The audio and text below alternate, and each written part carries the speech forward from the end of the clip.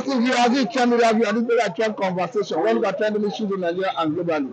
But if this program, if the channel, kindly like, share, subscribe, and do not forget to hit the notification bell. With me, Mr. Lee, a renowned political affairs analyst. We are looking at what is happening in Nigeria, particularly with Imo State. We understand that the president of NSC, Joe Ajero, was battered the other day.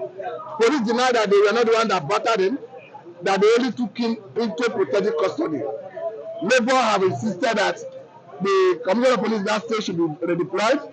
The point accusing finger at one political talk, they are asking that the person should be identified and prosecuted. But Mr. Ali, let me ask you, what is it that the NSC have said they are shutting down Imo State if their demands are not met? And they declare Governor Uzodima a personal non grata. What is your view about this?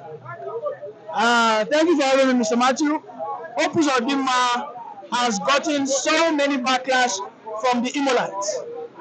And I think when too many people speak against you, there's what we call vox populi. The voice of man is the voice of God.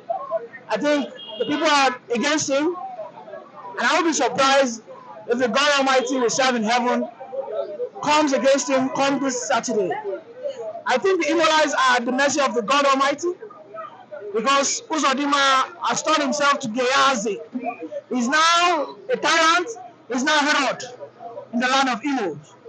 He has, thrown out his mercenaries to suppress any dissenting voice. And I hope that only God will empower the opposition so that they can, actually oust this powerful monster in Uzodima. Uzodima for the past 4 years has not done anything tangible for Imolite. I'm an APC person, but I'm not impressed with Uzodima's performances. I mean, as of today, after 63 years of democracy, I don't think we have any reason to say that one state is undeveloped. We have had enough time to develop our states, and that must start from our governors. As a matter of fact, we must begin to hold our governors highly responsible. It doesn't matter even if they are from the west or the south or from the north. We must have a collective, reason to hold our governors accountable across all board. We have a situation whereby if I want to go to Imo, I know I'm going to Imo to have fun. There's security, there's constant electricity power supply. I mean, there's everything essentially needed by citizens. I will know that if I want to go to the north, I want to go and have fun. I want to go to the south, I want to go and, play with the beaches. I mean, the beach, that's the riverside. I mean, our state governors have failed us, and Uzodima happens to be one of them as we speak, as of today. I understand the gimmicks and tactics that they deploy. They balkanize, the electorate. They divide and rule. And this is why he sent a political talk out there. A political talk who even disobeyed a senior officer in the police. I mean, this is unbecoming. We are not in a banana republic. As a state and as a nation, our state governors should only be voted based on their performances and not by the power of, and not by the reason of, showmanship of power and, suppression. I think we have had enough, and I think the revolution can start from Imo States. I just hope the Imolites can summon, the internal, the internal resolute to push for this.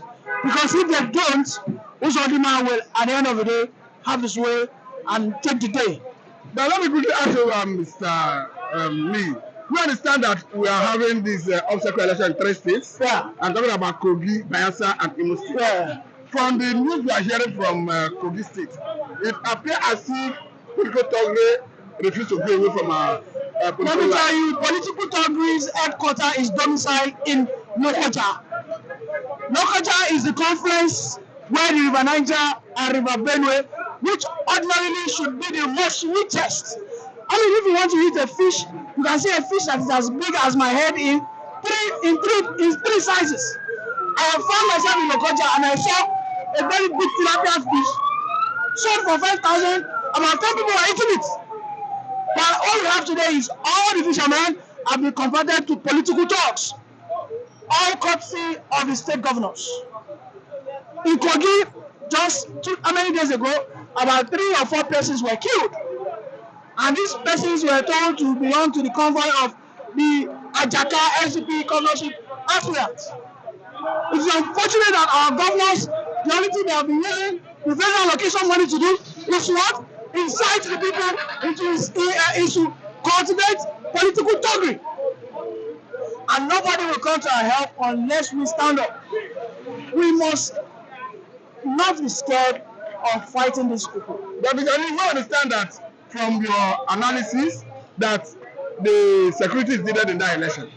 But doesn't worry you the level of militarization we are seeing, considering the show of force exhibited by the military in Kogi, Bayelsa, and Imo State.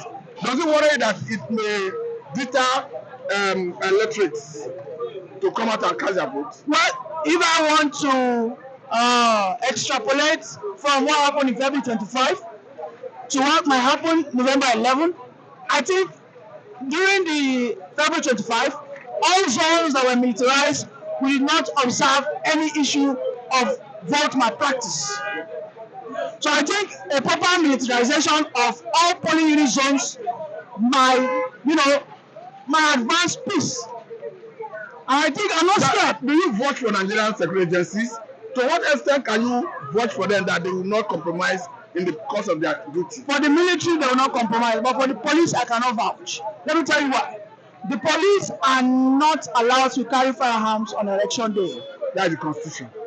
They are not allowed. No, you are correct. I mean, that is the position of the constitution. And that is not in any way, as people that we are, that can never encourage a peaceful election. And it will not even encourage a credible election. Because no policeman can fight malpractice in election without his firearms. Because the political talks will approach the polling units with firearms. So the police will have no choice than to be helpless. They will be at the mercy of the I'm telling you, they will be at the mercy of the political talks. Now, on a final note, advise the electors in these 3 states. Most especially for my Bayelsans, I urge you guys to go out there and vote for the candidate that you know can push the Bayelsans' progress. Bayelsa has been in the doldrum for the last 20 years or so. Bayelsa is a very minute state with a very large revenue. And I'm so sad anytime I look into the papers and I see the dastard state, the ugly situation of Bayelsans, and I'm sorry for them, but I want them to rise up. They shouldn't put themselves out there to be used by the political, let me call them political bandits. These are people who are stealing their destinies, and I hope the veil that the politicians have used to cover their eyes will be unraveled before Saturday so that they can vote the right person in. Thank you very much, Mr. Lee. Thank you, Mr. Mashi. Let you go. Thank you very much. Welcome, if you are new to this program, you are new to this channel, kindly like, share, subscribe, and do not forget to hit the notification bell.